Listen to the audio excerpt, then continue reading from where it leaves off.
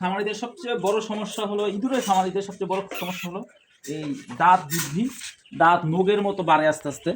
তো এই যে ইঁদুরটার এই প্রবলেমটা আজকে 1 সপ্তাহ ধরে আমি ব্যস্ত থাকার কারণে ইঁদুরটা দেখতে পাইনি। তো কালকে দেখলাম যে খাওয়া দাওয়া টোটাল বন্ধ।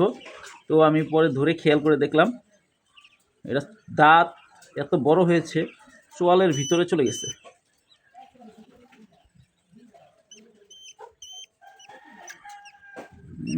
কাইটা হয়ে গেছে, ইয়াল্লাহ।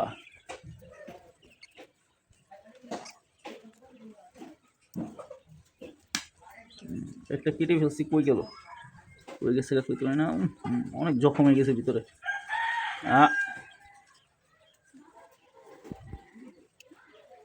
জিব্বাটাও ক্ষত হয়ে গেছে, আল্লাহ। এটা আমার দায়িত্বহীনতার কারণে এমন হচ্ছে, এটা আমার আগেই খেয়াল করা উচিত ছিল।